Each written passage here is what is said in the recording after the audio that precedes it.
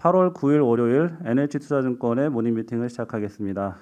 먼저 지난주 금요일 뉴욕 증시는 다우지수가 0.41%, S&P 500이 0.17% 오른 반면에 나스닥 지수는 0.4% 내렸습니다.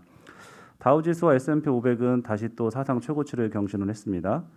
금융 섹터가 0.2% 올랐고 소재가 1.5%, 에너지 섹터도 0.9% 올랐습니다. 반면 자유소비재는 0.7% 내렸습니다. 고용시장 지표가 시장 기대치를 상회한 가운데 투자자들은 델타 변이 바이러스 확산에 대해서는 다소 무감각해 보였습니다. 지난달 비농업 일자리 수가 94만 3천 개 늘어서 시장 기대치 87만 개를 상회했습니다. 실업률은 5.4%로 16개월 내 최저로 떨어졌습니다. 양호한 기업 실적 발표가 이어지고 있습니다. S&P 500 기업 중 427개 기업이 2분기 실적을 발표했는데 이 중 약 88%가 애널리스트들의 기대치를 상회했습니다. 기금속 가격은 하락했습니다. 금 가격은 온스당 1,763달러로 2.5% 내렸고 유가도 떨어졌습니다. WTI가 1.7% 하락해 배럴당 67.9달러를 기록했습니다. 미국채 10년물 금리는 1.3%로 올랐습니다. 비트코인은 5일 연속 올라서 44,000달러를 회복했습니다. NH투자증권 리서치에서는 이번 주 코스피 예상 밴드로 3,200에서 3,320포인트를 보고 있고요. 관심 업종으로는 인터넷, 게임, 헬스케어, 면세점, 음식료를 제시하고 있습니다. 네, 오늘은 저희 채권 전략부터 크레딧, 대체투자 등 산업기업에서 한 20여 개의 기업들이 준비되어 있는데 먼저 채권 전략부터 듣겠습니다. 픽스드 인컴 위클리 자료입니다. 강승원 연구원. 네, 지난주 미국 고용은 양적으로도 질적으로도 잘 나왔고요. 시장 금리가 반영하고 있는 미국 경제의 더블딥 가능성은 상당히 낮다라는 점을 보여줬습니다. 이번 주에는 7월 CPI가 다시 한번 그 역할을 해줄 것으로 기대하고 있고요. 6월 CPI가 전년 대비 5.4% 올랐는데 기여도의 43.8%가 휘발유와 중고차 가격에서 나왔습니다.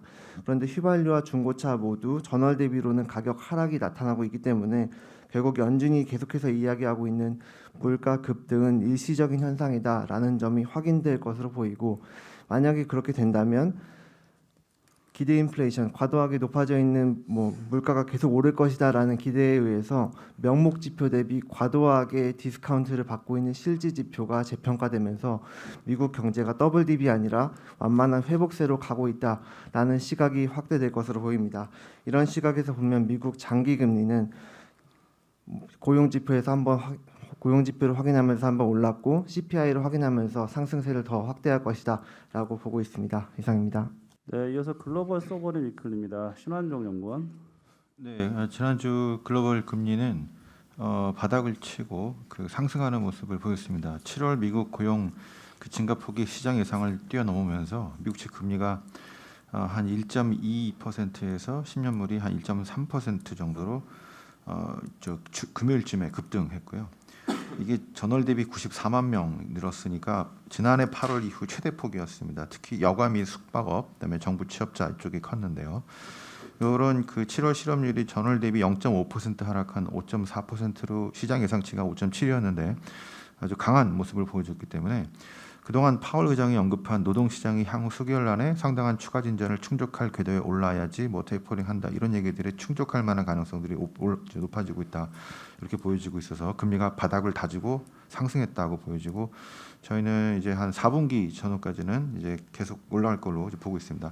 전반적으로 글로벌 금리도 같이 동반 상승했고요. 신흥국의 기준금리 상승 추세도 이어지고 있습니다. 브라질은 지난주에 4.25에서 5.25%로 100bp, 그동안 3번 정도는 75bp 했는데 이번에는 100bp로 크게 올렸고요.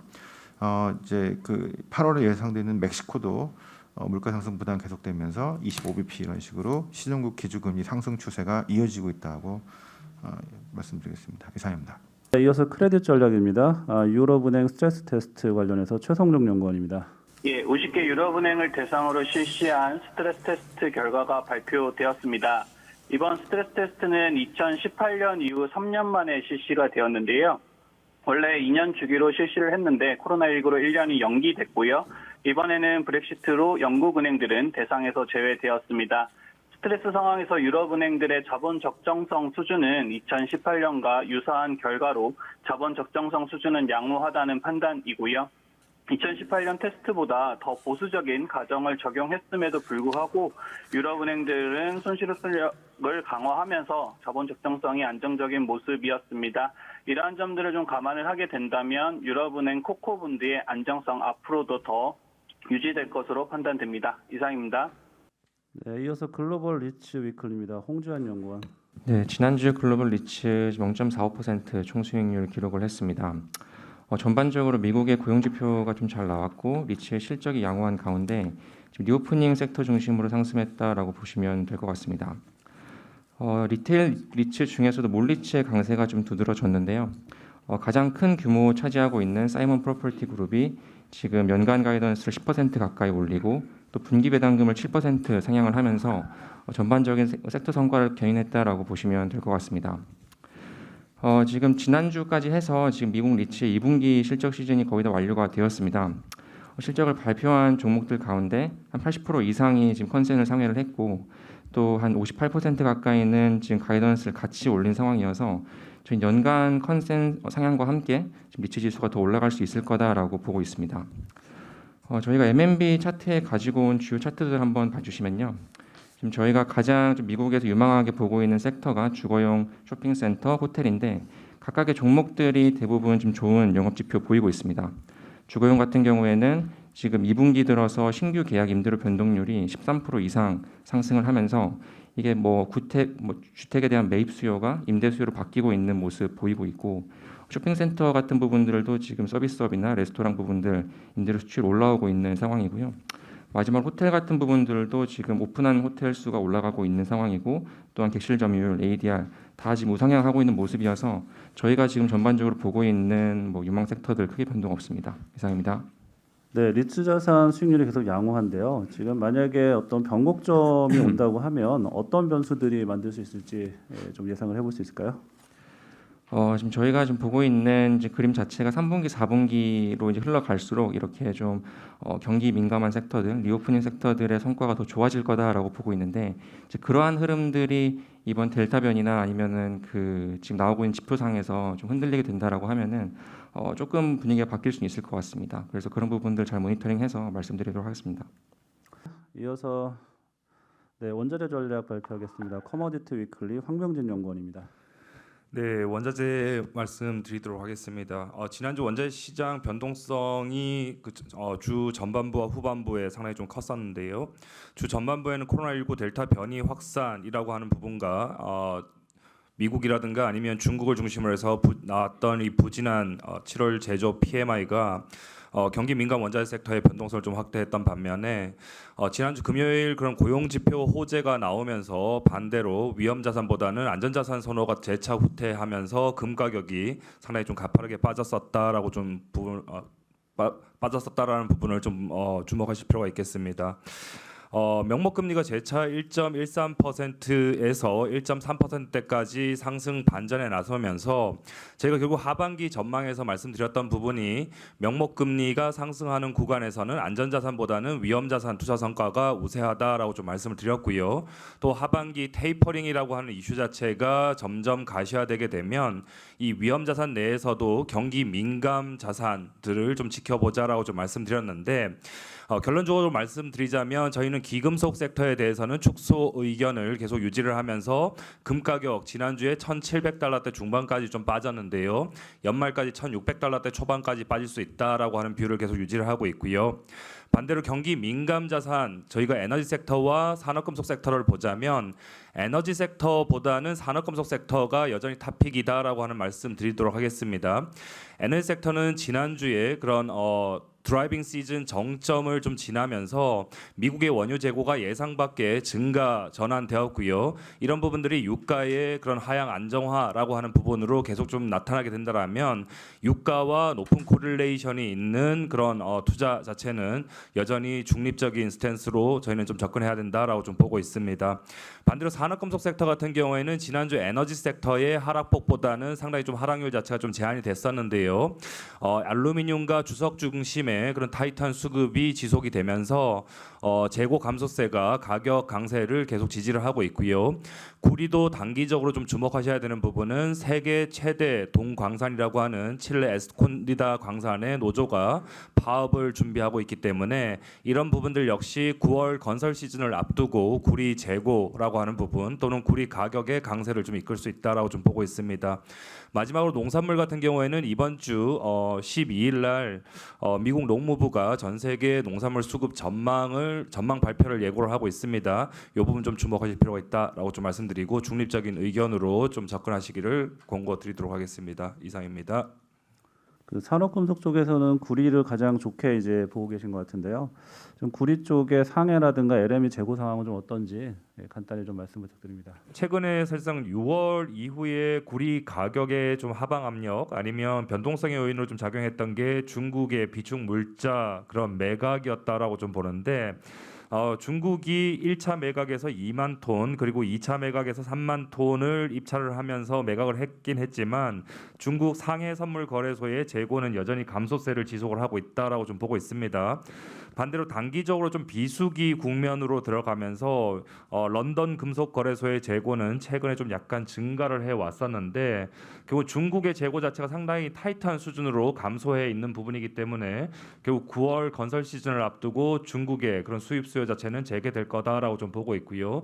이 부분이 LME 재고의 감소 전환으로 나타나면서 구리 가격의 상승 반전을 좀 이끌 거다라고 좀 보고 있습니다. 그래서 여전히 구리에 대해서 좀 주목해야 된다라고 말씀드리도록 하겠습니다. 이어서 산업기업 리포트 발표하겠습니다. 먼저 항공운수산업하고 CJ 대한통운 같이 발표합니다. 정현선 연구원입니다. 네, 항공운송부터 말씀드리겠습니다. 국제선, 국내선, 화물수송 모두 견조한 상승세를 보였는데요. 전년 대비의 상승세를 보인 반면 이제 전월 대비로 비교해 보면 국내선이 4% 정도 감소하면서 델타 변이 확산, 거리두기 영향으로 감소세가 좀 나타나고 있습니다. 국제선은 유럽과 미주에서 전월 대비 각각 38%, 25% 증가하면서 선진국 중심으로 먼저 회복되는 그림들이 나타났습니다. 화물 수요는 견조한 상황이고요. 전 노선에서 물동량이 증가세를 나타내고 있고 BAI 항공운임지수도 2분기 평균 대비 1% 하락한 수준에 그치고 있어서 운임도 상당히 높은 수준이 이어지고 있습니다. 최근 동아시아, 그다음에 미국 서안 중심으로 컨테이너 적체 상황이 재차 악화되고 있어서 강세 운임이 계속될 것으로 보고 있습니다. 국내선 수요가 둔화되면서 국내선 운임 약세 우려가 커지기 시작을 했고요.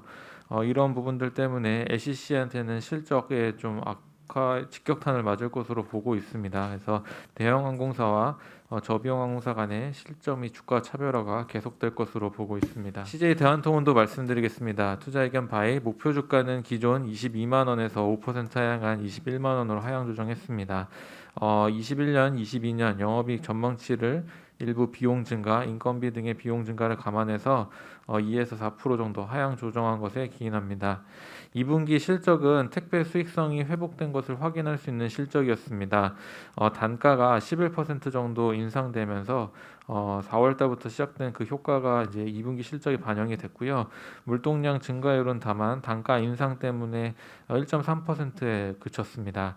2분기 영업이익은 906억 원으로 시장 컨센서스 당사 추정치를 소폭 하회했지만 자회사인 로킨이 매각이 이제 생각보다 빨리 진행되면서 연결 실적에서 빠르게 제외된 것을 감안하면 시장 컨센서스를 충족하는 실적을 기록했습니다.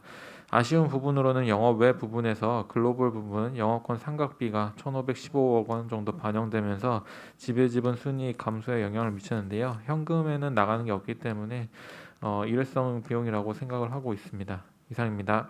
네, 이어서 금호석유화학하고 롯데케미칼 같이 발표하겠습니다. 황윤식 연구원입니다. 네, 롯데케미칼 먼저 말씀드리겠습니다. 실적 발표가 있었고요. 그리고 2030 수소사업 중장기 전략을 굉장히 점점 구체화하고 있는 상황입니다. 2030년까지 4.4조 원 투자해서 연매출 3조 원 달성의 목표고요. 분야별로는 이제 수소 충전소가 매출의 40% 비중, 발전소가 40%, 그리고 수소 탱크 사업이 20% 비중으로 매출액을 채우기로 확정이 좀 됐습니다. 앞으로 이제 수소 사업을 좀 강화를 하면서 기존의 이제 탄소 중심의 사업에서 수소 중심의 사업으로 전환을 하기 위한 앞으로 행보가 좀 기대를 좀 해도 될 것 같습니다. 2분기 영업이익이 5,900억 원으로 예상치 부합을 했습니다. 본사 올레틴하고 그 타이탄이 이제 굉장히 좋은 수요 때문에 높은 이익률을 좀 보였고요. 다만 그 하반기에는 신증설 물량이 내기 때문에 스프레드 축소가 예상이 되는 상황입니다. 3분기에는 영업이익이 좀 감소해서 4,800억 원으로 좀 줄어들 걸로 예상을 하고 있습니다. 이어서 이제 금호석유화학입니다. 2분기 패널 유도체 사업 부문이 이익이 큰 폭으로 증가를 하면서 1분기 최대 실적이었는데 또다시 2분기에 최대 실적을 기록을 했습니다. 2분기 영업이익이 7,500억 원 기록을 했고요. 이는 이제 작년 한 해 영업이익 7,400억 원을 뛰어넘는 수준으로 그 실적이 좀 나왔습니다. 패널유도체 사업부 영업이익률이 45.3%라는 굉장히 높은 이익률이고요. 전체 영업이익률도 34.3%, 상당히 좀 높은 상황입니다. 커머디티 제품이 이렇게 계속적으로 유지되긴 좀 쉽진 않은 상황이고요. 하반기에는 다른 그 기업들과 마찬가지로 실적은 다소 좀 안정화될 것으로 보고 있습니다. 다만 금호 같은 경우는 이제 실적 방어력이 좀 우수한 제품으로 구성이 되어 있기 때문에 그 하향폭이 다른 기업보다는 조금 더 양호할 거다. 그렇게 좀 보고 있고요. 지금 배당을 좀 많이 주겠다는 좀 이야기가 좀 있었기 때문에 배당 수익률 현재 가격에서는 한 5%를 좀 상회할 것으로 보기 때문에 배당을 봤을 때는 이제 하방은 어느 정도 좀 지지가 되지 않을까라는 생각을 하고 있습니다. 하반기 이후에 그 패널유도체 사업이나 합성고무 증설 때문에 이제 실적이 조금 이제 감소할 것을 예상을 하기 때문에 목표 주가를 39만 원에서 35만 원으로 하향 조정을 했습니다. 이상입니다. 네, 그 금호석유화학이나 롯데케미칼 3분기 실적이 좀 2분기보다 감소하는 걸로 추정을 하셨는데 혹시 4분기까지도 이익 감소는 좀 이어지는 걸로 보시는지 간단히 코멘트 부탁드립니다. 네, 그 4분기까지 좀 더 내려갈 걸로 좀 보고 있고요. 일단 첫 번째는 이제 그 공급 증가가 지금 나오는 게 시차를 두고 시간을 두고 점진적으로 그 공급 증가 효과가 전체적으로 좀 미친다라고 좀 보면 될 것 같고요. 두 번째는 유가입니다. 유가가 이제 오르는 시기에는 실적이 굉장히 좋습니다. 정점에 있을 때도 레깅 이펙트 때문에 두세 달 정도는 저가원료를 사용할 수가 있어요. 그래서 3분기까지는 그런 효과가 있겠지만 4분기는 사실은 이제 그런 효과가 좀 사라질 것 같습니다. 그리고 세 번째는 이제 비수기가 4분기이기 때문에 전체적으로 4분기는 3분기보다 오히려 한 단계 더 좀 내려갈 걸로 좀 보고 있고요. 다만 그 하락폭이 좀 세냐 혹은 좀 완만한 하락이냐 요게 이제 기업들의 어떤 차별화되는 포인트가 좀 될 것 같습니다. 이어서 카카오, 웹젠, LG U+ 같이 발표하겠습니다. 안재민 연구원입니다. 네, 카카오 말씀드리겠습니다. 저희 목표 주가를 기존 14만 원에서 19만 원으로 상향하고요. 여전히 인터넷 업종 탑픽으로 유지하겠습니다. 광고 커머스 이제 광고 커머스로 불리는 톡비즈 사업이 워낙 고성장세를 지금 지속을 하고 있는 상황이고요. 거기에 이제 좀 신사업으로 불리는 모빌리티, 페이, 웹툰, 미디어 이런 쪽의 사업들이 계속적으로 지금 성장들을 꾸준히 보여주고 있고요. 이익에도 좀 의미 있게 기여하고 있는 상황들입니다. 지난 한 2, 3년 동안이 방금 말씀드렸던 광고, 커머스, 게임 같은 비즈니스가 실적 성장을 이끌어서 지금 시가총액 70조 정도를 만들었다라고 하면 향후 2, 3년은 웹툰, 모빌리티, 핀테크, 미디어 이런 쪽에서의 성과들을 조금 더 보여주지 않을까 싶습니다. 많이 강조드린 웹툰은 지금 성장세 워낙 좋고 일본에서도 여전히 1등, 글로벌에서도 의미 있게 성과 나오고 있고요. 모빌리티는 택시나 대리운전뿐만 아니고 최근에 퀵 서비스까지 확장을 하고 있는 상황이고요.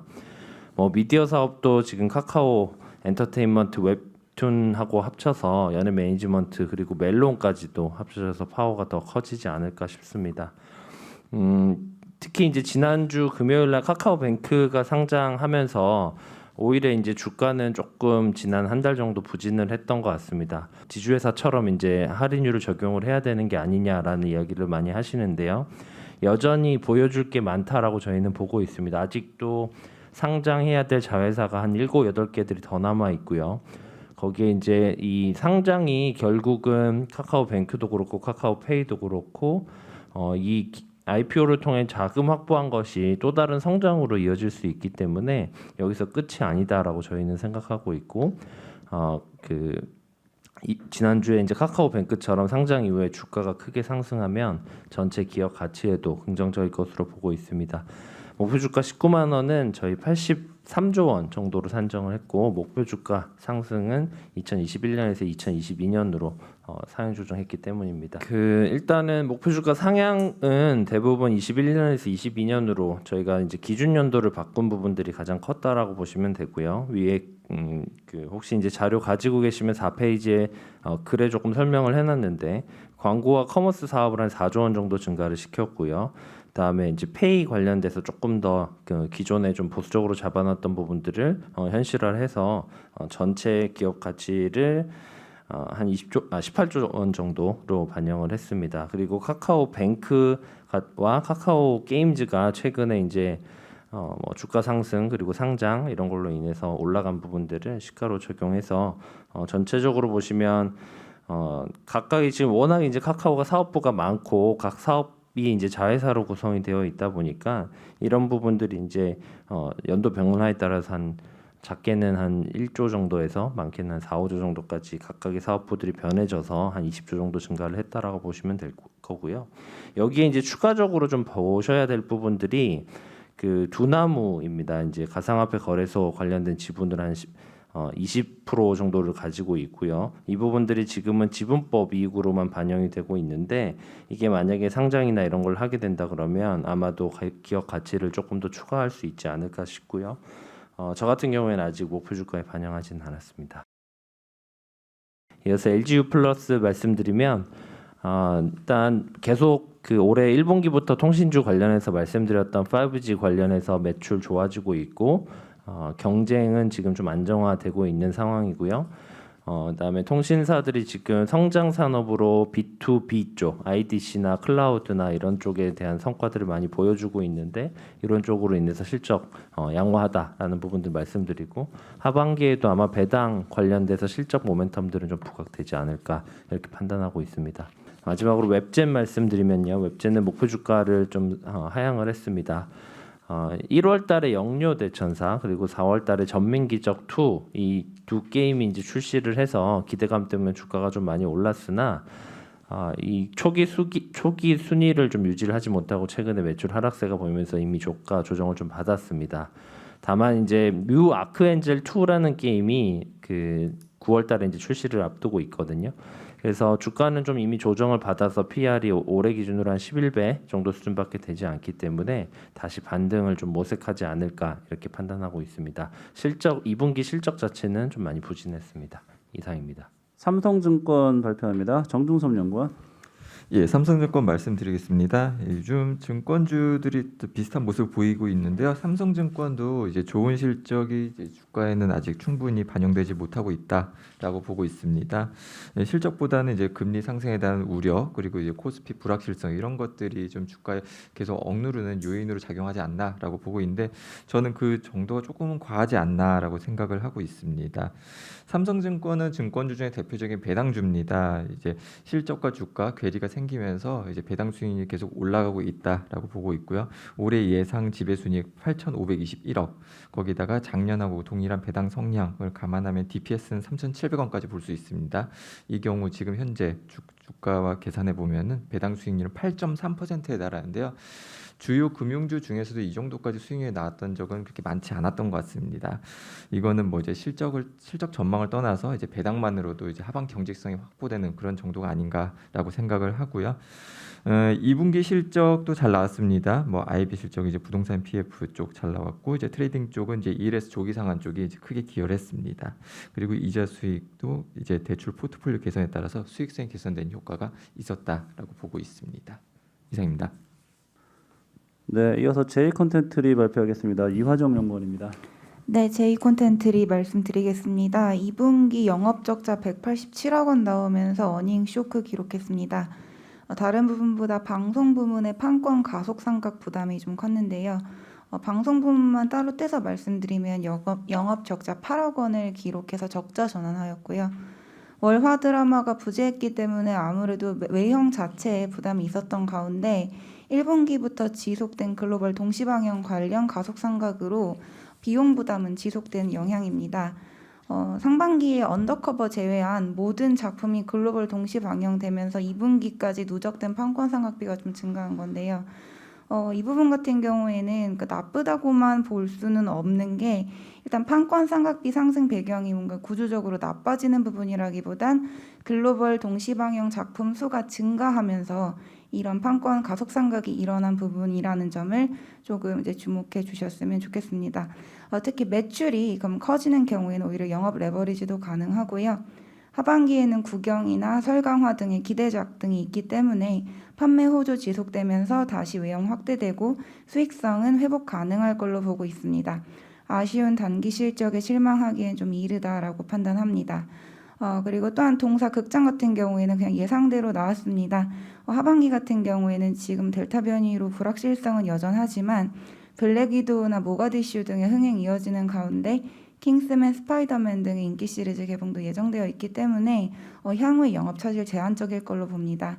이에 J컨텐트리에 대한 투자 의견은 바이 목표 주가 63,000원을 유지하겠습니다. 이상입니다.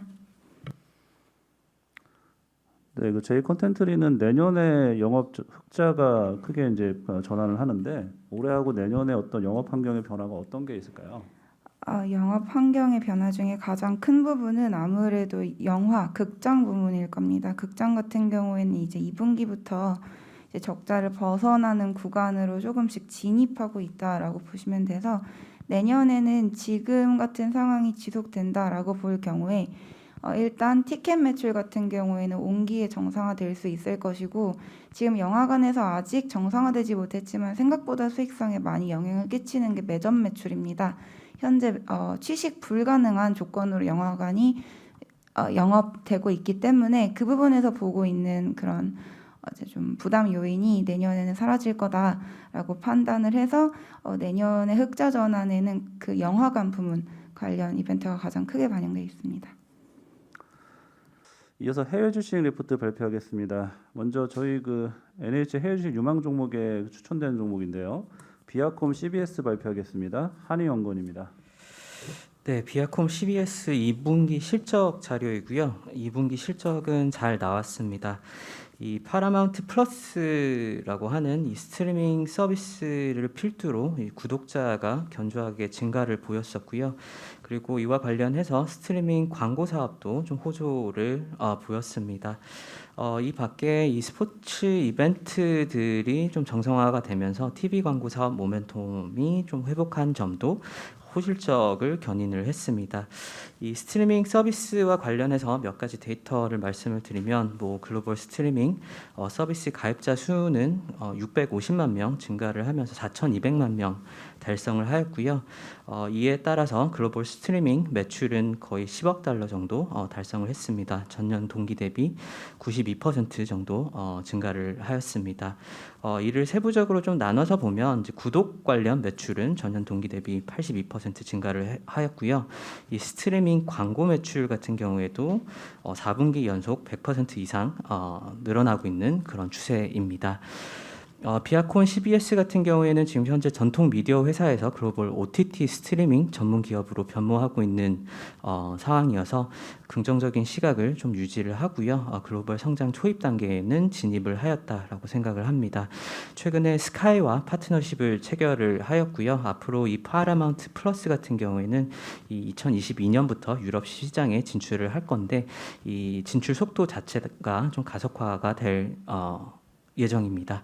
일단은 밸류에이션이 지금 2021년 기준으로 10.4배에 불과하기 때문에 이 글로벌 OTT 사업 기회 좀 고려를 하실 때 점진적으로 밸류에이션이 리레이팅 될 수 있는 가능성이 높아졌다라고 생각을 합니다. 이상입니다. 네, 이밖에 보교율이 SMIC, 레드핀, 카바나 그리고 비욘드 미트 등은 자료를 참고해 주시면 될 것 같습니다. 네, 이번 한 주도 건강한 한 주 되시기 바랍니다. 이상 모닝 미팅 마치겠습니다.